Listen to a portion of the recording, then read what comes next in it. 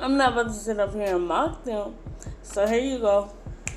And I would say that realize how strong you are. A lot of people do not have a clue on what we go through. Do not let anyone tell you, oh, well, you, like with me, I'm in a motorized wheelchair. A lot of people would like to tell me, get out of that chair. That's lazy. Go get in a manual chair. No, use what works for you. A lot of people don't want, even, hold up, let me back up. Because even those who are in wheelchairs, guess what? Most people are in wheelchairs for different reasons. And what works for that person may not work for you. Stop telling me that, oh, you need to be in a manual wheelchair. I don't need to be in a manual wheelchair. I'm in the chair that I found suitable for me. Do I have a manual wheelchair? Yes, I have a chair. I use it in case of emergencies. But I also love this chair. Being in a motorized wheelchair gives me so much independence. If you have to deal with this 24/7, pick the chair that works for you. Constantly push that. Now, push yourself. Don't just, because some people have people who will get up and do everything for them and stuff like that.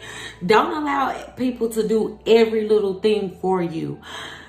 Don't be afraid to ask for help either. It's a balance thing. It's a being independent yet being willing to ask. If you are struggling with something, like this is what my mom used to tell me when I first got in the church. Let me see you do it first. And if you can't do it, I'll help. But it won't be just this one time. I want to see you do it a couple of times and try and try and try. So don't give up and don't look at yourself like ashamed.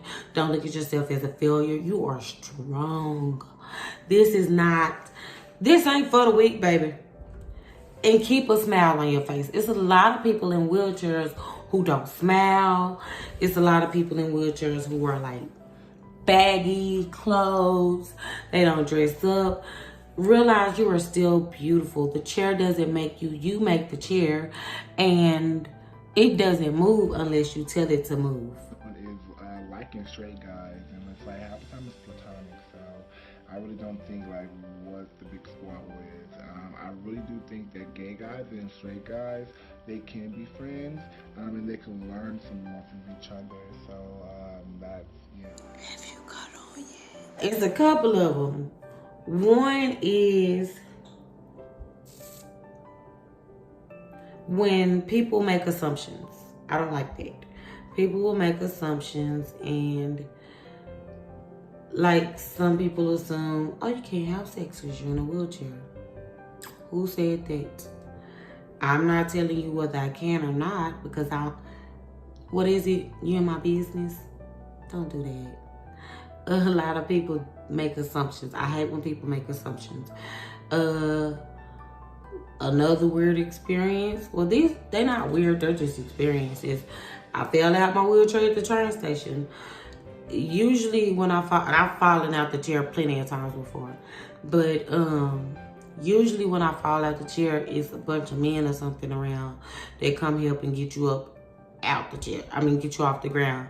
This time, it was no men around. It was 3 elderly women, and there were 3. They came, and baby, when I say they struggled a little bit, but they got me off that ground and was like, baby, you be more careful. And they were older black women.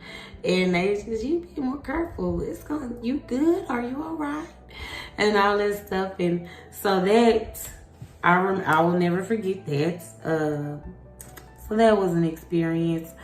One thing that I could tell my young self that I am doing now is, first, go for your dreams.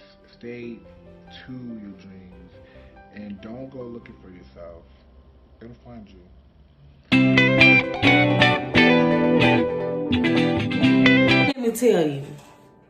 Let me tell you, being a strong, I wouldn't choose no other color.